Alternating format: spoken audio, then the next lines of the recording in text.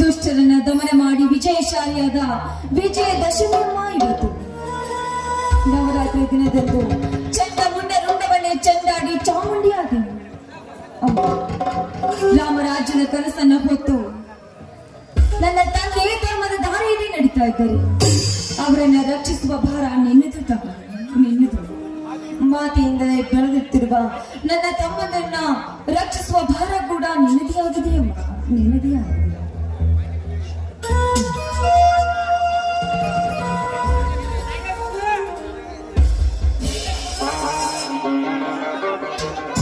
ಮಗಳೇ ಗೌರಮ್ಮ, ಜಗಜ್ಯೋತಿಯಾದ ಬಸವೇಶ್ವರನ್ನು ಏನೆಂದು ಬೇಡಿಕೊಂಡೆಯಮ್ಮ?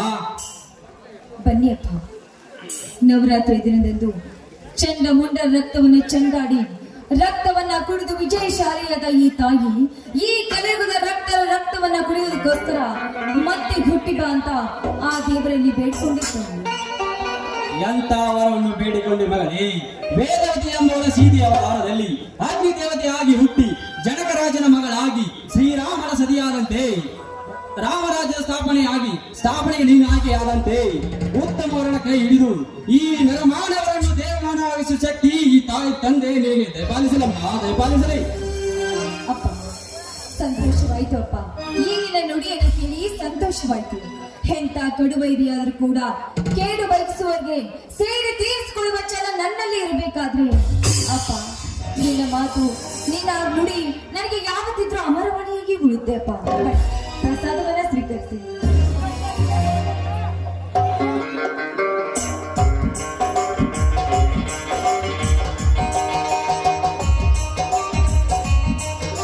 ಎದ್ದೇಳು ಗೌರಿ, ಎದ್ದೇಳು. ಕುಲ ಕುಲ ಎಂದು ಬಡಿದಾಡುವ ಈ ಕಾಲದಲ್ಲಿ ನೆಲಕ್ಕಾಗಿ ತಮ್ಮ ತೋಳ್ಗಳನ್ನೇ ಪ್ರದರ್ಶಿಸುವ ನಾಯಕರಿಗೆ ರಾಕ್ಷಸರಿಗೆ ನೀನು ಆಯ್ಕೆಯಾದಂತೆ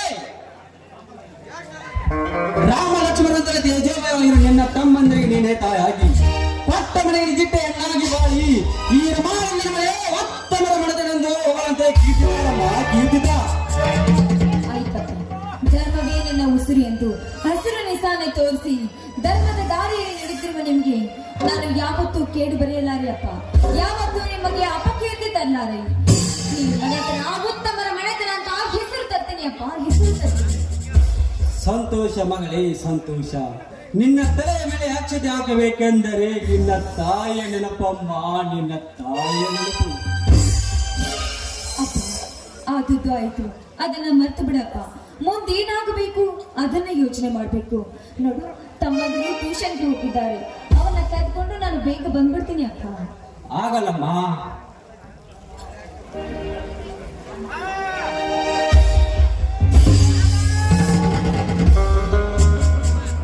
ಅಪ್ಪ ಪರಾಶಕ್ತಿ, ಭಕ್ತರ ಇಚ್ಛಾಶಕ್ತಿ, ನನ್ನ ಶಕ್ತಿಯನ್ನು ಸ್ವಚ್ಛ ಮನಸ್ಸಿನಿಂದ ಒಳ್ಳೆ ವಿದ್ಯಾಬುದ್ಧಿ ಕೊಟ್ಟು ನನ್ನ ಮಕ್ಕಳನ್ನು ಉದ್ಧರಿಸಪ್ಪ, ಉದ್ಧರಿಸು. ಧರ್ಮವೇ ನನ್ನ ಉಸಿರು ಎಂದು ಹೇಸಿ ರಾಜಕಾರಣ ಮಾಡದೆ ಬಡವರೇ ನನ್ನ ಬಂಧುಗಳೆಂದು ಬಾಳಿದ ನನ್ನ ಬಾಳೆಂದು ಸತಿ ಕಳೆದುಕೊಂಡು ಸ್ಮಶಾನವಾಗಿದೆ ತಂದೆ, ಸ್ಮಶಾನವಾಗಿದೆ. 18 ವರ್ಷದ ಹಸುಕಂದರಿಗೆ ನೀನೇ ತಾಯಾಗಿ ನೀನು ಬೆಳಕು ತುಂಬಿ ಧೈರ್ಯ ಶಕ್ತಿ ತುಂಬಿ ಅವರಿಂದಲೇ ಈ ರಮಾನಂದನ ಮನೆ ಉತ್ತಮರ ಮನೆತನೆಂದು ಆಶೀರ್ವದಿಸಪ್ಪ, ಆಶೀರ್ವದಿಸು.